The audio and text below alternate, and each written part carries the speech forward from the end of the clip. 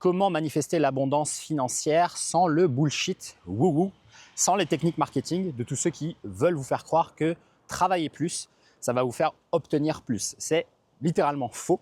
Pourquoi? Parce que l'argent, c'est une énergie qui est neutre. Ce n'est pas corrélé à tes efforts. Sinon, les infirmiers, les ouvriers et tous les gens qui sont dans la besogne et qui travaillent comme des chiens, tous les boulangers qui se lèvent à 3 heures du matin, ils seraient multimillionnaires. Donc non, tu ne fais pas plus d'efforts pour obtenir plus d'argent. Ce n'est pas non plus un problème de discipline ou de connaissance ou d'information, auquel cas tous les livres d'entrepreneuriat, de business, de marketing, ils sont tous présents. Lis-les tous et dis-moi après si tu arrives à devenir riche. Et la plupart des gens qui sont multimillionnaires et qui ont créé cette abondance financière, qui l'ont attirée à eux, qui vivent dedans, ils vont tous te le répéter, ils te le répètent tous dans tout leur contenu. Ce n'est pas lié à cette charge et à cette dose d'effort. Pourquoi? Parce que quelqu'un de riche, quand tu réfléchis, il n'associe pas l'argent qu'il génère avec déjà les heures de travail. Il a décorrélé complètement l'argent des efforts physiques, de l'énergie qu'il dépense. Il utilise des leviers d'action. Ça va être un investissement, ça va être délégué, ça va être ne plus échanger son temps contre de l'argent, mais utiliser d'autres principes, l'automatisation, les équipes, faire une seule action mais qui rapporte beaucoup plus de dividendes. Il a une vision long-termiste, c'est quelqu'un qui prend des risques. Donc tu te rends bien compte que lui, sa capacité à générer de l'argent, elle n'a rien à voir avec le talent, les connaissances, les compétences, vu que toi, tu peux les avoir également. Donc, qu'est-ce qui fait que quelqu'un est riche ou quelqu'un est pauvre? Dans le sens, il génère évidemment cet argent-là, hein, il ne l'a pas hérité. Ça va être ses décisions. Et ces décisions, elles viennent de quoi? Elles viennent de son identité, elles viennent de ses pensées, ce qu'il croit du monde. Donc, la première chose à comprendre quand on souhaite péter un plafond financier et avoir plus d'argent, manifester plus d'argent, créer cette abondance financière, peu importe comment tu veux le dire, c'est de comprendre que c'est interne. Si toi, tu as une mauvaise relation à l'argent, à l'abondance, au fait d'en recevoir, au fait de le gérer, si tu associes le fait de recevoir beaucoup d'argent avec une notion de « je dois donc me sacrifier davantage pour les autres ». Ah, mais l'argent, c'est sale, c'est malsain, si j'en ai beaucoup, c'est que forcément, je fais quelque chose qui n'est pas bien, donc je dois en quelque sorte me sacrifier, donner encore plus de ma personne, sinon je ne vais pas pouvoir le mériter. Quand tu as cette notion de beaucoup d'argent est associée à beaucoup de sacrifices, beaucoup d'efforts, beaucoup de culpabilité, tu ne vas jamais en obtenir plus parce que la machine, elle va s'épuiser. Tu vas faire un burn-out et tu ne vas pas pouvoir gérer tout ça. Et dans ta perception du monde, tu ne vas pas prendre les bonnes décisions comme quelqu'un pour qui l'argent, c'est un jeu. L'argent, c'est sain. L'argent, c'est simple. L'argent, c'est bénéfique. L'argent, ça lui permet de voyager, d'expérimenter les choses, d'investir, de créer plus de valeur. Il voit ça comme un retour logique de son identité, de sa personnalité, de ce qu'il aimait. Et il est là le premier gros blocage à faire péter, c'est de décorréler la notion d'argent avec la notion de mérite, de sacrifice, de culpabilité. Si tu ne fais pas ça, tu es foutu.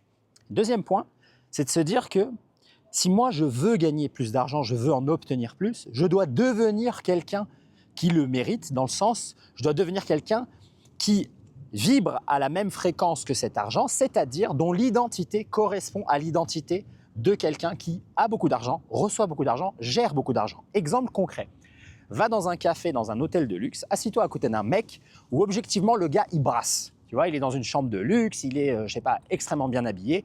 Comment à ton avis il est lorsqu'il reçoit une facture? Comment il est lorsqu'il reçoit un ticket de caisse? Comment il est lorsqu'il regarde le menu?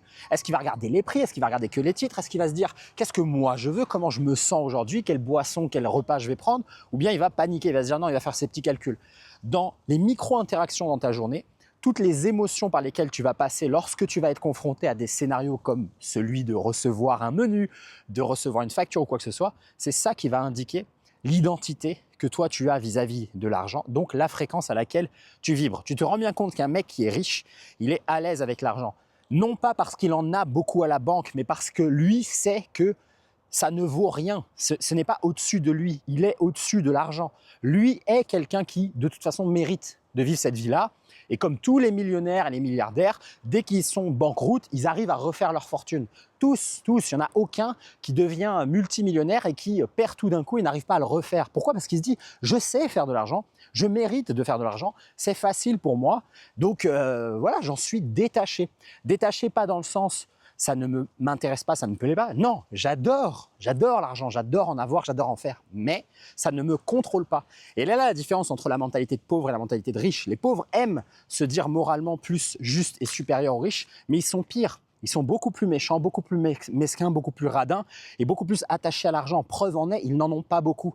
Parce que tout ce que toi tu veux, tu désires, c'est ce qui te manque. Donc ce que tu envoies à l'univers, c'est une énergie de manque. Je n'en ai pas assez, je n'en ai jamais assez. Donc de toute façon, tu reçois jamais assez vu que tu ne prends pas les bonnes décisions. Tu n'es pas suffisamment calme, serein, à l'aise, en paix pour en recevoir et pour le gérer. Et pour, au lieu d'investir là-dedans, tu vas te dire j'investis là-dedans. Au lieu de proposer un service à ce prix-là, tu vas dire non, je propose à ce prix-là. Au lieu d'accepter tout le monde, tu vas refuser certaines personnes pour privilégier ces personnes de qualité, etc. Toutes ces micro-décisions, elles dépendent de toi, la notion que toi tu as avec toi-même, ta vision de toi-même et ta relation avec le fait de recevoir, gérer, dépenser, donner cet argent. Donc non, les pauvres n'ont pas moins d'argent que les riches parce qu'ils n'ont pas les connaissances, l'information, la discipline, ou c'est pas le destin, ou ils n'ont pas eu les mêmes chances et les opportunités. Non, c'est parce qu'ils ne sont pas riches. C'est une identité, c'est le verbe être. Ils peuvent faire exactement les mêmes actions que les riches, c'est-à-dire travailler sur un ordinateur, créer du contenu par exemple, si je te prends l'exemple des créateurs de contenu, ou investir, faire de la crypto, peu importe le domaine, ils vont jamais avoir le résultat de quelqu'un qui lui pense de lui-même avant d'avoir de l'argent, qu'il est riche. Et avant d'avoir de l'argent, c'est aussi quand t'en as. Tu vois, ton identité et on va dire tes convictions ne devraient pas changer par rapport aux résultats physiques que tu as dans la matière. Parce que si c'est le cas, c'est que donc toi, tu attaches à des objets extérieurs à toi un sens et une valeur de qui tu es. Exemple concret, si moi j'ai 0 € sur mon compte en banque ou si j'ai 1 million sur mon compte en banque, comment je me sens? Et si la sensation, elle diffère, c'est donc que l'environnement extérieur, le plan physique, le plan des conséquences a un impact sur toi. S'il a un impact sur toi émotionnel, c'est donc que la valeur que toi tu attribues à toi-même, tu vois, c'est cet amour de toi, ton estime de toi, elle dépend de l'extérieur. Et c'est là où tu es foutu. C'est comme de dire, si je suis en couple, je m'aime, si je suis célibataire, la solitude me tue et je me déteste et je sens que je suis un moins que rien. Et bien on va voir qui aura un couple sain et qui n'en aura pas et qui sera constamment célibataire. Tu vois, avec là, la relation à l'amour que tu reçois des gens, ça semble beaucoup plus clair. Et bien pourtant, l'argent, c'est pareil. Tu vois, si toi, déjà, le fait de te dire, quand j'en ai, je me sens différent et je me sens mieux que quand j'en ai pas, t'es foutu.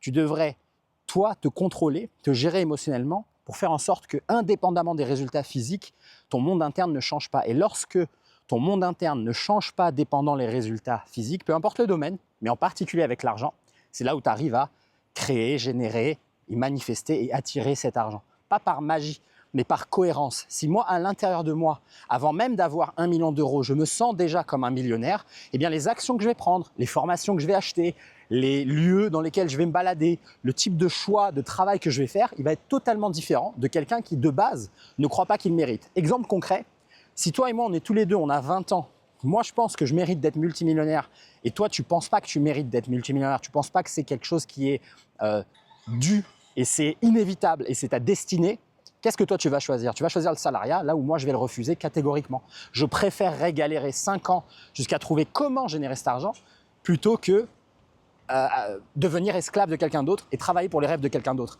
Cette seule décision indique déjà à l'univers que toi et moi, on n'est pas pareil, que toi et moi, on ne manifeste pas la même réalité et que moi, je vais m'entraîner à vibrer à une autre fréquence. Je vais aller directement là où sont ces gens riches, je vais essayer de vivre comme eux, penser comme eux, faire comme eux, traîner là où ils traînent, là où toi, tu vas te dire, je vais choisir le chemin de quelqu'un qui est pauvre, donc par exemple le salariat, et espérer un jour devenir riche.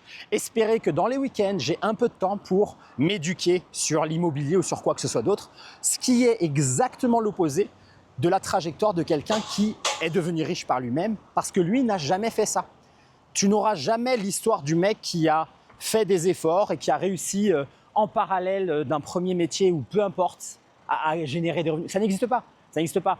Le gars que toi tu imagines être quelqu'un qui de base était pauvre et est devenu riche, il a eu à un moment donné un changement d'identité. Il y a un moment donné, il a dit « je ne suis plus cette personne-là ». Et c'est pour ça que le changement drastique et brutal, il existe, il est cohérent, il est logique. Changer, ça ne prend pas des mois, ça prend une décision. Tout comme quelqu'un qui est fumeur qui veut arrêter de fumer, quelqu'un d'obèse qui veut commencer à maigrir, c'est une décision. À partir de maintenant, j'arrête. À partir de maintenant, j'arrête l'alcool. À partir de maintenant, j'arrête de fumer, etc. Et bien là, ta relation à l'argent, c'est pareil. Donc l'abondance financière, ce n'est pas quelque chose qui met du temps, ce n'est pas une petite boule de neige que tu lances et qui devient une avalanche. Non, c'est une explosion, c'est une supernova. À partir de maintenant, je me dis comment moi je peux apprendre à réguler mon système nerveux, à apprendre à mon corps à exprimer des émotions positives lorsque je pense et que j'imagine l'argent. C'est même pas lorsque tu l'as ou lorsque tu l'as pas.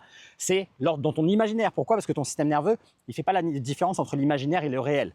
Et donc toi, tout ce que tu vas entraîner mentalement, c'est quelque chose qui est équivalent à ce qui se passe dans la réalité. C'est ce qu'on voit chez les athlètes et c'est ce qu'on voit chez toutes les personnes qui performent. Le temps que tu passes à réfléchir, c'est pas du temps off, c'est du temps constamment actif. Tu peux pas désactiver ce truc-là. Tu vois, tu peux pas être au travail et te dire OK, je suis quelqu'un de rigoureux, discipliné. Dès que je sors du travail, je suis une merguez et je fais n'importe quoi. Non, non, tu es tout le temps la même personne. Donc ton identité, tu la travailles en permanence. À chaque pensée que tu nourris, chaque émotion que tu exprimes et que tu ressens. Même lorsque là, tu regardes une vidéo et tu es motivé, tu dis OK, j'ai capté, je vais me motiver sur l'argent. Mais juste après, tu vas au supermarché et tu reçois un ticket de caisse et tu dis oh mince, oh, c'est beaucoup plus cher que ce que j'avais prévu. Là, ça compte. Ça compte autant que l'émotion positive que tu as ressentie lorsque tu regardais la vidéo. Il n'y a pas de temps off, malheureusement, on ne peut pas s'arrêter. Tout ce que l'on fait, tout ce que l'on ressent, tout ce que l'on pense, c'est de l'entraînement. Ça entraîne qui on est et ça change moment par moment, instant par instant, qui on est. Et donc, ça change notre trajectoire de vie. Malheureusement, c'est pas que pendant que tu regardes une vidéo, ou que tu es inspiré, ou que tu as une conférence, ou que tu médites et que tu te sens super bien, que là, ça compte et le reste, ça compte pas. C'est comme avec le mouvement du corps.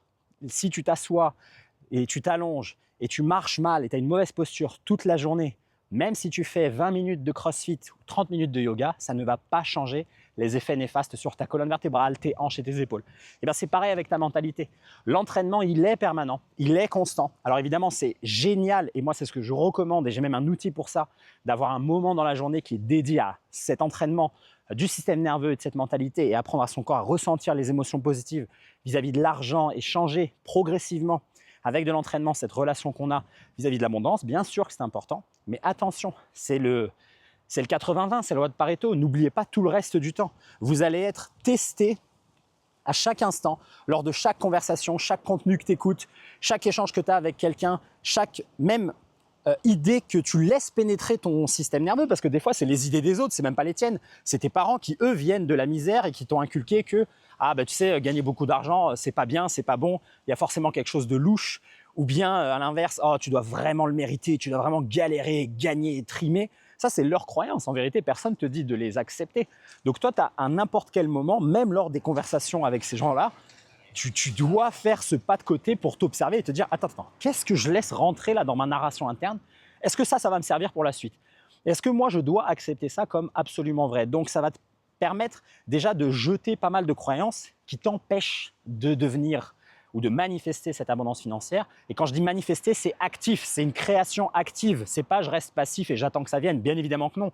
Il y a des décisions que tu vas devoir prendre, il y a des actions que tu vas devoir faire. Et certainement, dépendant de ton point de départ, si toi tu es très très loin, je sais pas moi, de comprendre comment l'argent et le système financier fonctionnent, bien sûr que pour toi, peut-être que ça va prendre beaucoup d'actions. Mais il y a beaucoup de personnes qui aujourd'hui sont littéralement à, tu vois, 1 ou 2 virages pour d'un coup décupler leurs revenus.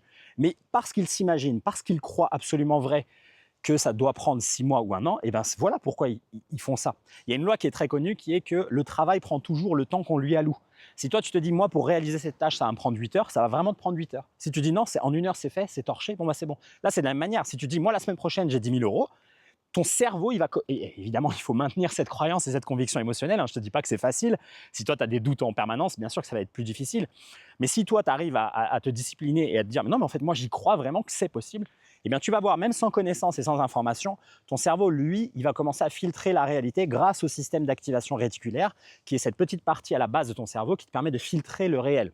La seule raison pour laquelle toi et moi, on n'a pas la même réalité, ça dépend de notre narration interne. C'est pas qu'il y a différentes réalités et qu'on est dans des mondes parallèles. Non, c'est parce que moi, je vois le monde à travers une paire de lunettes et toi, ta paire de lunettes, c'est pas la mienne. Donc toi, peut-être dans ta paire de lunettes, il y a écrit « l'argent, c'est difficile à gagner ». L'argent, c'est que pour les autres. L'argent, c'est pas pour moi. Ah, moi, je mérite pas. Je viens d'une famille de prolétaires, je viens d'une famille de salariés, c'est impossible pour moi. Comme toi, tu penses ça, toi et moi, lorsqu'on va être face à une même situation, par exemple, même un truc très simple, un choix de vidéo sur YouTube, on ne va pas prendre le même choix. Par exemple, on va écouter tous les deux un podcast. Moi, je vais retenir certaines informations que toi, tu ne vas pas retenir. Il y aura une sélection. Cette sélection, c'est le système d'activation réticulaire qui est en charge de ça. Et ce système-là, pourquoi il choisit ça? Il choisit ça par rapport à ton identité, par rapport à ce que tu crois mériter, ce que tu crois être vrai dans ta vie. Je te donne un exemple. Toi et moi, on n'est pas du même genre. Tu vois, toi, tu es une femme, moi, je suis un homme. Si on regarde tous les deux un contenu sur la santé, moi, je vais retenir les informations pour les hommes. Et toi, tu vas retenir les informations pour les femmes. Tu vois, si dans un podcast, il y a, je sais pas, 15 minutes sur comment fonctionnent les règles menstruelles. Et moi, je m'en tape, je ne vais pas les écouter, ces trucs-là. Enfin, je ne vais pas les retenir. Par contre, les choses, je ne sais pas, moi, sur la testostérone, j'en sais rien, je vais les retenir. Eh bien, tu vois, c'est aussi simple que ça. Donc, en fait, ta réalité, elle est filtrée par rapport à tes croyances et tes convictions. Eh bien, l'argent, c'est pareil. La manière dont toi, tu regardes l'argent et le fait d'en gagner, de le recevoir, de le gérer, de le donner, de le perdre, de le regagner, et comment c'est associé émotionnellement et comment c'est, on va dire, intégré émotionnellement dans ton corps, c'est toi, ça dépend de toi. Et ces croyances-là, alors évidemment, il y en a qui sont héritées, mais tu ne vas pas non plus prendre à chaque fois l'excuse de tes parents et l'excuse de ton environnement pour dire que c'est pas de ma faute, je suis né avec que des pauvres. Moi aussi, je suis né avec que des pauvres, et pourtant, je m'en suis sorti comme plein de gens. Ça dépend de quoi? Ça dépend de ce travail-là que tu acceptes de faire, de dire, en fait, moi, la personne que je veux devenir, elle devrait penser comment? Elle devrait ressentir comment? Et comment, dans chacune de ces situations, ces scénarios-là, quelle est l'émotion qu'une personne, comme moi je veux devenir, admettons quelqu'un qui est riche et qui est à l'aise avec l'argent, comment lui il ressent les choses? Eh ben, il panique pas. Ok, j'arrête de paniquer. Et je m'entraîne. Si aujourd'hui je panique, c'est pas grave. Mais plus je le fais, et plus je commence à me modifier. Et ce changement-là, il n'est pas que dans ta tête. Tu vois, dire que la réalité, elle est mentale, c'est pas dire tout est dans ta tête. C'est pas cette vision naïve, enfantine. Ça veut simplement dire que la réalité, elle obéit au monde interne. C'est ça que ça veut dire. C'est deux choses différentes. Ça veut dire que lorsque moi, j'imagine des choses vis-à-vis de l'argent, j'imagine en recevoir beaucoup, j'imagine en avoir beaucoup, le ressenti émotionnel que j'ai à l'intérieur, c'est lui qui va devoir se refléter par mécanisme, tout simple, c'est vraiment le fait que ça soit un miroir dans le réel. Ça ne veut pas dire que c'est dans ma tête et boum, par magie, ça s'apparaît. C'est pas pareil. Ça veut dire que moi, j'ai ce contrôle-là en me disant, je vais filtrer la réalité au travers de ces nouvelles croyances et cette nouvelle identité. Et donc, la réalité, elle ne va avoir d'autre choix que d'obéir, vu que moi, ce que j'observe physiquement dans le monde, donc les choix que je vais faire, les résultats que je vais avoir de certaines décisions, les idées que je vais avoir, les collaborations que je vais faire, les investissements que je vais faire, les formations que je vais acheter, peu importe, ça dépend de ce qu'il y a dans ma tête et de ce que moi je ressens. Et donc la réalité physique, tu vois, toi, ton compte en banque, ce qu'il y a, les sommes d'argent que tu reçois, c'est des conséquences. Ce n'est pas des causes. La cause, c'est toi. C'est ce que tu as à l'intérieur. Tu vois, un pauvre restera pauvre. Tu vois, c'est pour ça que les enfants de pauvres sont pauvres. C'est pas une histoire de ils n'ont pas les mêmes chances. Mais non, c'est pas une histoire de chance, tu vois. Les enfants de riches, pourquoi ils sont riches? Parce que des enfants sans notion d'héritage, tu vois. Moi, je te dis, un enfant de riche, il perd tout, il peut refaire sa richesse. Parce que la relation qu'il a avec l'argent, comment il conçoit l'argent, cette énergie-là, eh bien, elle n'est pas pareille que la tienne. La tienne, on t'a toujours dit, il faut que tu aies un diplôme, il faut que quelqu'un d'autre te paye. Et ce que tu peux espérer obtenir, c'est max 2 000 ou 3 000 euros. Lui, ce qu'on lui a dit, c'est pour avoir de l'argent, il faut dépenser de l'argent. On lui a dit que tu n'échanges jamais ton temps contre de l'argent. On lui a dit que pour générer beaucoup d'argent, il faut avoir des leviers. Donc, il faut vite apprendre à déléguer, développer, apprendre des compétences qui rapportent énormément. Ça peut être la vente, par exemple. Quand est-ce que toi, tu as appris la vente? Dans tes 20 ans ou 25 ans d'université et d'école. Quand est-ce qu'on t'a appris la vente? Personne. Quand est-ce que tu as appris, je sais pas, la notion de risque, la notion d'investissement? Quand est-ce que tu as appris à recruter? Quand est-ce que tu as appris le leadership? Quand est-ce que tu as appris à lever des fonds pour une start-up? Jamais. Voilà. Lui, il a appris ça. Donc, à ton avis, qui de lui ou de toi va avoir plus de facilité à gagner de l'argent? Mais lui. Et c'est pas parce qu'il est riche, c'est pas parce qu'il en a dans sa banque, c'est parce que comment il conçoit le monde, ses premiers réflexes pour lui pour générer de l'argent, c'est pas les tiens. Toi, les tiens, c'est je vais trimer et je vais demander à quelqu'un d'autre de me payer. Ça peut être même des clients, tu vois.